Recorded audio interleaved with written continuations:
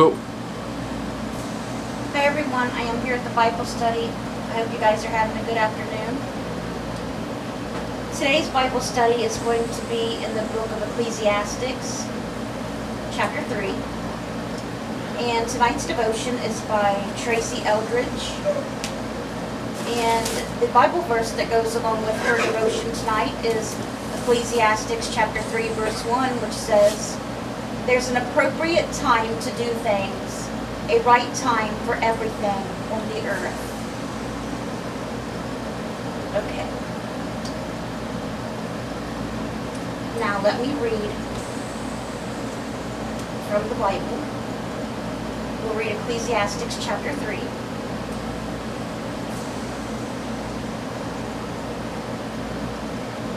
"There is a time for everything, and a season for every activity under heaven, a time to be born, and a time to die, a time to plant, and a time to uproot, a time to kill, and a time to heal, a time to tear down, and a time to build, a time to weep, and a time to laugh, a time to mourn, and a time to dance, a time to scatter stones, and a time to gather them, a time to embrace, and a time to refrain, a time to search, and a time to give up, a time to keep, and a time to throw away, a time to tear, and a time to mend,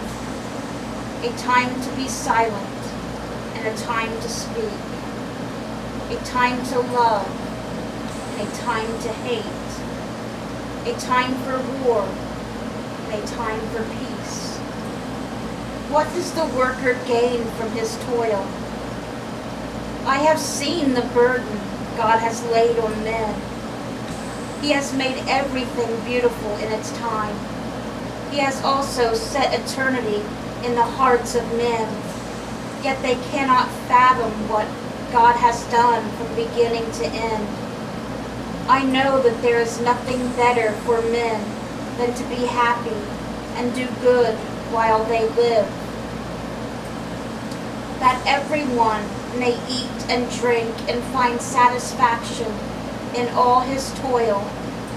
This is the gift of God. I know that everything God does will endure forever.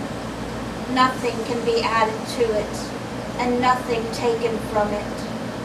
God does it so that men will revere him. Whatever it has already been, and what will be, has been before, and God will call the past to account. And I saw something else under the sun. In the place of judgment, wickedness was there. In the place of justice, wickedness was there. I thought in my heart, God will bring to judgment both the righteous and the wicked, for there will be a time for every activity, a time for every deed. I also thought, as for men, God tests them, so that they may see that they are like the animals. Man's fate is like that of the animals. The same fate awaits them both. As one dies, so dies the other. All have the same breath. Man has no advantage over the animal. Everything is meaningless. All go to the same place.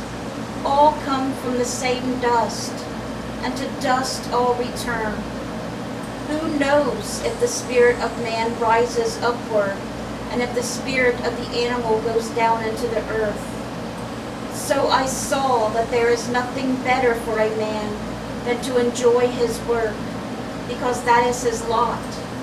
For who can bring him to see what will happen after him? And that was chapter 3 of Ecclesiastes. Huh? You like that? Would you course, is in the Old Testament, and then we get into the New Testament when Jesus comes along, and we know what will happen after when you die. If you are saved, men will go to heaven. Men and women. You will go to heaven when you die. All right. So let's read the devotion by Tracy Eldridge. See what she has for us tonight. She says, several years ago, when I lost my job, I decided to renew my attempts to start a home business.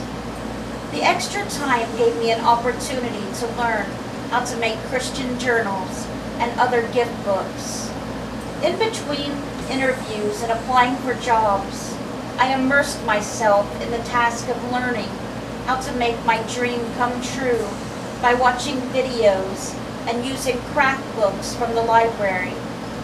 Jesus supplied me with ideas and designs, which was reassuring. After many tries, my handcrafted journals were ready to sell.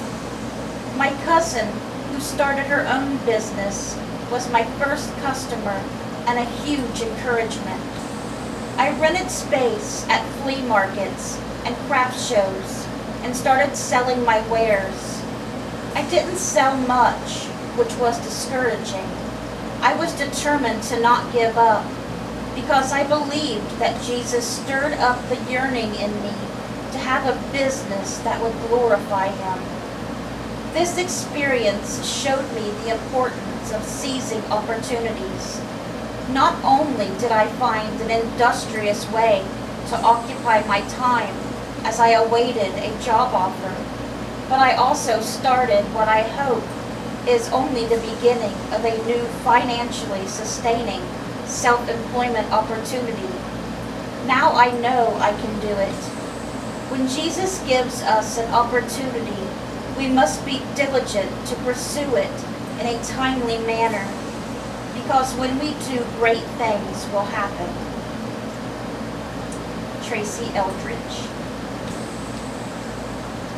Amen. We can't give up when it gets tough. We gotta keep going. Keep your faith. Keep your faith. All right, and see what the homework is tonight here. Has Jesus placed a yearning inside of you for something? Use a planner to schedule appointments for you to work on a vision. There's no better time than now. All right, guys. As you know, there may not be a tomorrow. So say what you want to your loved one or friend today, because tomorrow's not promised. I got an animal devotion to read to you guys tonight as well. And this one is by Liz Kimmel. And it is called Becky and Buddy. And the Bible verse for it is Isaiah 41:10, which says, "So do not fear, for I am with you. Do not be dismayed, for I am your God. I will strengthen you and help you. I will uphold you with my righteous right hand." Buddy, an all-black Corgi lab mix, was in a tough situation. His owner was behaving badly and not taking care of him. Fortunately for Buddy, someone stepped in and gave him a safe place to stay. But that someone was unable to care for Buddy long term. She asked her friend Becky to dog sit for a few days. Buddy inherited the Corgi ears, which stand straight up, giving him an endearing look of perpetual astonishment. Becky fell in love immediately, so when her friend asked her to consider adopting Buddy, she didn't hesitate. As an adoptee herself, Becky knows well the feeling of separation that many who were adopted experience. That is her reality, and she couldn't bear the thought of anyone or anything else being abandoned if she had anything to say about it. That is how Buddy ended up coming to stay with his forever family. Becky celebrates his presence in her life by posting pictures of him on Facebook, on his birthday, on National Puppy Day, on National Dog Day, and on Gotcha Day, the day she welcomed him into her family. Is life all smooth sailing? Not really. Are there days when he tests the limits of her patience? Absolutely. But the snuggles, kisses, and companionship more than compensate. When we find ourselves in tough situations, as Buddy did, we can be assured that there is one who will come to our rescue.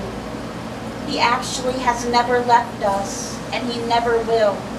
He is always there to strengthen, to help, to support, and to guide. Thank you so much, Father, for the truth of your presence around us and in us every day of our lives. By giving our fear and pain to you, we deny any power it holds over us. Amen. Amen.